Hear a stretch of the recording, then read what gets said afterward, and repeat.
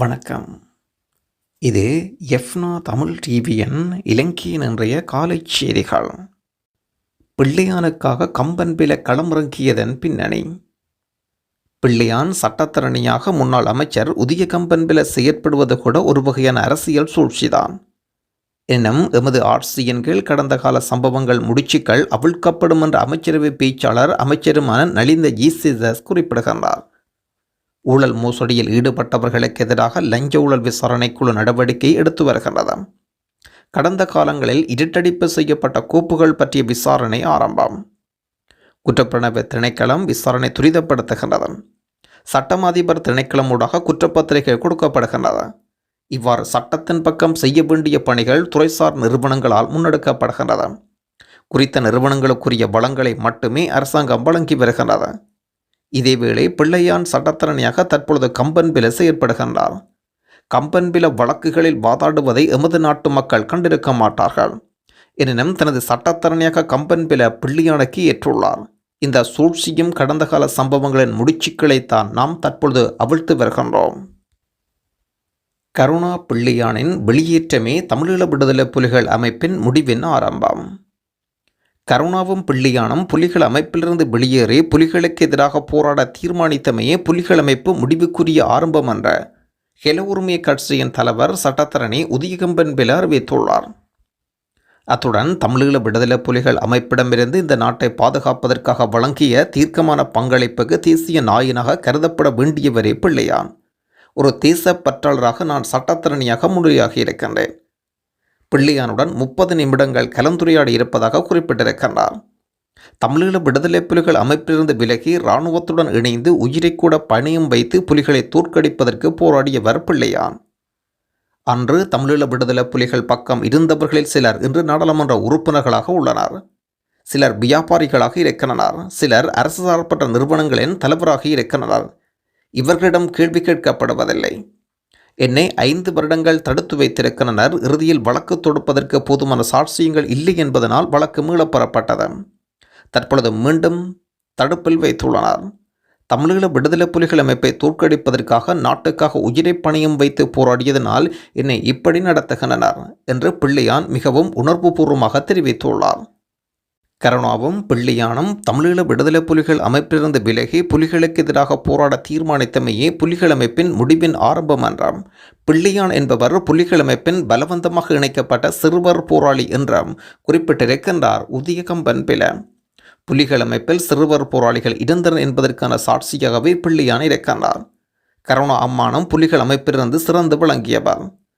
வடக்கு சமரின் போது புலிகளை கிழக்கு புலிகளை பாதுகாத்து வந்தனர். 6000 பயங்கரவாதிகளுடன் கருணாவும் பிள்ளையானும் புலிகள் அமைப்பிலிருந்து வெளியேறியிருந்தனர்.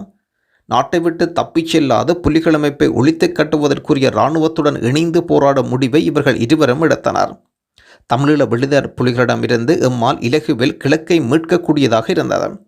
பிள்ளையான் என்பவர் புலிகள் அமைப்பை கைவிட்டவர் என்பது மட்டுமல்ல, புலிகளுக்கு எதிராகவும் எமது நாட்டுக்காகவும் போராடிய தேசப்பற்றாளர் என்று குறிப்பிட்டிருக்கின்றார் உதய கம்பன்பில. மக்களுக்காக தன்னை அர்ப்பணித்து செயற்படுவதுதான் ரவுடித்தனம். நானும் ரவுடிதான் என்பதில் மகிழ்ச்சி என்று கடத்தொழில் அமைச்சர் ராமலிங்கம் சந்திரசேகர் அறிவிக்கின்றார். ஜனாதிபதி அனுரகுமார் திசாநாயக்கா தலைமையிலான யாழ்ப்பாணத்தில் நடைபெற்ற தேர்தல் பிரச்சார கூட்டத்தில் கலந்து கொண்டு உரையாற்றும் போது தேசிய மக்கள் சக்தி யாழ் நாடாளுமன்ற உறுப்பினர்கள் இளங்குமரன், ரஜீவன், பவனந்தராசா மற்றும் யாழ் மாநகர சபை வேட்பாளர் கபிலன், அமைப்பாளர்கள், வேட்பாளர்கள் என்று பலரும் கலந்து கொண்டனர். கடந்த காலங்களில் லஞ்ச ஊழல் மோசடிகளில் ஈடுபட்ட நபர்களுக்கு எதிராக சட்டம் செயற்படும். அவர்களின் முகவரி மெகசன் சிறைச்சாலை என்று மாறுவது உறுதி. இவ்வாறு சந்திரசேகரன் குறிப்பிட்டிருக்கின்றார். வடக்கில் மண் கடத்தல்காரர்கள் உள்ளனர்.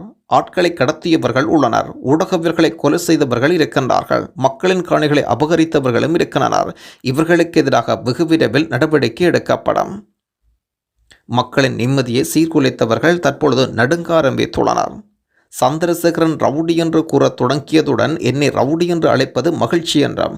மக்களுக்கு செயற்படுகின்ற போது, மக்களுக்காக குரல் கொடுக்கின்ற போது, மக்களுக்காக எம்மை அர்ப்பணிக்கின்ற போது அதை பார்த்து ரவுடித்தனம் என்கின்றனர். இதுதான் ரவுடித்தனம் எனில் அதனை ஏற்றுக்கொள்ள நான் தயார். கடந்த காலங்களில் ரணில் விக்ரமசிங்கவின் பயில்களை தூக்கி திரிந்தவர்களில் இப்படி செல்கின்றனர். புலிகள் அமைப்பு தடை செய்யப்பட்ட போது அதை வரவேற்றவர்கள் இன்றைக்கு நாங்கள் தான் புலிகள் அமைப்பின் அர்ப்பணிப்பு மிக்க தலைவர்கள் என்றே கூறிக்கொள்கிறார். புலிகள் காலத்தில் துரோகி முத்திரை குத்தப்பட்டவர்கள் இவர்கள் என்றும் குறிப்பிட்டிருக்கின்றார் சந்திரசேகரன். ஈஸ்டர் ஞாயிறு தாக்குதலின் பிரதான சூத்திரதாரியா பிள்ளையான். தமிழீழ விடுதலை புலிகளின் தலைவர் பிரபாகருடன் மோதிய பிள்ளையானை உயிர்த்த ஞாயிறு தாக்குதல் சம்பவத்தின் பிரதான சூத்திரதாரியாக காண்பிப்பதற்கு அரசாங்கம் முயற்சி. உயிர்த்த ஞாயிறு தாக்குதல் சம்பவம் தொடர்பில் மட்டக்களப்பில் ஒருவர் கைது செய்யப்பட்டுள்ளார் என்று மட்டக்களப்பில் நடைபெற்ற நிகழ்வொன்றில் ஜனாதிபதி உரையாற்றியிருந்தார். உயிர்த்த ஞாயிறு தாக்குதல் சம்பவம் தொடர்பில் பிள்ளையானுக்கும் எவ்வித தகவல்களை அறிவதற்கான வாய்ப்புகள் இல்லை என்றும் 2015ஆம் ஆண்டு தொடக்கம் 2020ஆம் ஆண்டு வரை அவர் சிறையில் இருந்தார் என்றார். பிள்ளையான் தாக்குதல் சம்பவத்தின் பிரதான மூளையாக செயற்படவில்லை என்றும் சட்டத்திரணி கருதுகின்றார். ஜனாதிபதியும் பொதுமக்கள் பாதுகாப்பு அமைச்சரும் மக்களை ஏமாற்றுவதற்கு முற்படுகின்றனர். ஏப்ரல் 21ஆம் தேதிக்கு முன்னர் உயிர்த்த ஞாயிறு தாக்குதல் சம்பவம் தொடர்பில் முக்கிய தகவல்கள் வெளிவரும் என்று ஜனாதிபதி குறிப்பிட்டிருக்கின்றார். எனவே உயிர்த்த ஞாயிறு தாக்குதல் சம்பவம் தொடர்பில் பிரதான சூத்திரதாரி ஒருவரை உருவாக்க வேண்டிய தேவை இருக்கிறது. எனவே முயலை நரியாக காண்பிப்பதற்கு முற்படக்கூடும். பிள்ளையானை பிரதான சூத்திரதாரியாக காண்பிப்பதற்கு முயற்சிகள் ஈடுபடலாம் என்று உதயகம்பன்வேல குறிப்பிட்டிருக்கின்றார். எனினும் தமிழீழ விடுதலை புலிகளின் தலைவர் வேலுப்பிள்ளை பிரபாகருடன் மோதி வெற்றி பெற்றவர் என்ற அடிப்படையில் அவ்வளவு எளிதில் பிள்ளையானை பொறுக்கில் சிக்க வைத்து விடலாம் என்று அரசாங்கம் கருதினால் அந்த முயற்சி கைகூடாது என்றும் கம்பன்வேல குறிப்பிட்டிருக்கின்றார். இலங்கை மத்திய வங்கியினால் வெளியீடு செய்யப்பட்டிருக்கும் இன்றைய நாணய மாற்று விகிதங்களின் பட்டியல். ஆஸ்திரேலியன் டாலர் 194 ரூபா, கனேடியன் டாலர் 219 ரூபா, யூரோ ஒன்றின் பெறுமதி 346 ரூபா, சிங்கப்பூர் டாலர் 232 ரூபா, ஸ்டீலிங் பவுண்ட் 402 ரூபா, சுவிஸ் பிராங்க் 374 ரூபா, ஐக்கிய அமெரிக்க டாலர் 303 ரூபா. தொடர்ந்து மத்திய கிழக்கு நாடுகளுக்குரிய நாணய பெறுமதிகளாக பஹ்ரைன் தினார் 792 ரூபா, குவைத் தினார் 973 ரூபா, ஓமான் ரியால் 775 ரூபா, கட்டார் ரியால் 81 ரூபா, சவுதி அரேபியா ரியால் 79 ரூபா, ஐக்கிய அரபு ராச்சியம் திர்ஹம் 81 ரூபா.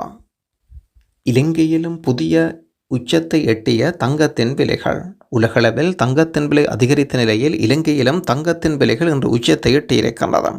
இலங்கையில் தினசரி தங்கத்தின் விலைகள் குறித்த நம்பகமான தகவல்களை வெளியிடும் கோல்டன் நியூஸ் நெட்வொர்க்கின் அடிப்படையில் 22 கரட் மற்றும் 24 கரட் தங்கத்தின் விலைகள் இன்று காலை நிலவரப்படி வரலாற்று உச்சத்தை எட்டியிருக்கின்றன. 22 கரட் தங்கத்தின் விலையானது 2,42,000 ரூபாவாக காணப்படுகிறது. 24 கரட் தங்கத்தின் விலையானது 2,62,000 ரூபாய் காணப்படுகின்றது. சஹரன் காசிம் தொடர்பில் பிள்ளையான் வெளியிட்டுள்ள விசேட தகவல். தற்கொலை குண்டுதாரியாக பெண்களை பயிற்றுவிப்பதற்காக சஹரன் காசிம் தனியான பயிற்சி முகாம் ஒன்றை நடத்தியிருப்பதாக பிள்ளையான் தெரிவித்துள்ளதாக செய்தி வெளியாகியிருக்கின்றது. பிள்ளையான் எழுதி வெளியிட்டுள்ள உயிர்த்த ஞாயிறு தாக்குதல் சம்பவம் தொடர்பில் நூலில் இந்த தகவல் வெளியிடப்பட்டிருக்கிறது. இதன் பிரகாரம் கடந்த 2018ஆம் ஆண்டு காத்தாங்குடியில் நடைபெற்ற பெண்களுக்கான தற்கொலை குண்டுதாரிகளுக்கான பயிற்சியில் 15 பெண்கள் கலந்து கொண்டனர். மாவனல்ல புத்த சிலை தாக்குதல் சம்பவத்தை அடுத்து கைது செய்யப்பட்ட லத்தீஃபா என்ற பெயரில் அறிமுகம் செய்யப்படும் இப்ராஹிம் சஹீதா என்பவர் அவர்களில் ஒருவர். அத்துடன் சாய்ந்தமரது வீட்டில் நடைபெற்ற குண்டுவெடிப்பில் தற்கொலை குண்டுதாரியாக பயிற்சி பெற்ற 5 பெண்கள் உயிரிழந்தனர். 3 பெண்கள் விசாரணையின் பின்னர் கைது செய்யப்பட்டு தடுத்து வைக்கப்பட்டிருந்தனர் என்றும் பிள்ளையான் குறிப்பிட்டுள்ளதாக குறித்த செய்தியில் தொடர்ந்தும் சுட்டிக்காட்டப்படுகின்றது. பிள்ளையானால் கோத்தபாயவுக்கு ஏற்பட்டுள்ள நெருக்கடிகள்.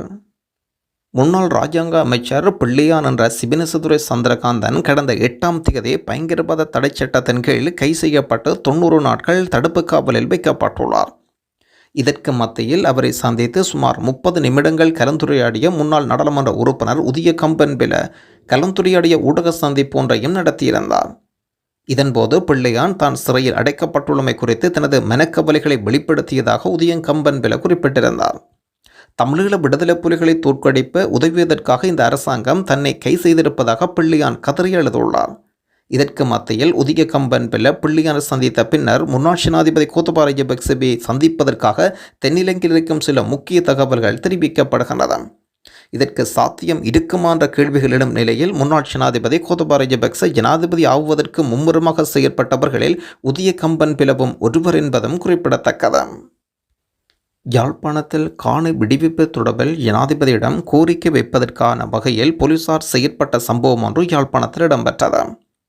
யாழ்ப்பாணத்தில் விடுவிக்கப்படாத காணிகள் தொடர்பாக வலிவடக்கு காணிகள் விடுவிப்புக்கான அமைப்பின் ஏற்பாட்டில் பசாவளான் சந்திப்பில் ஊடக சந்திப்பு ஒன்று இடம்பெற்றது.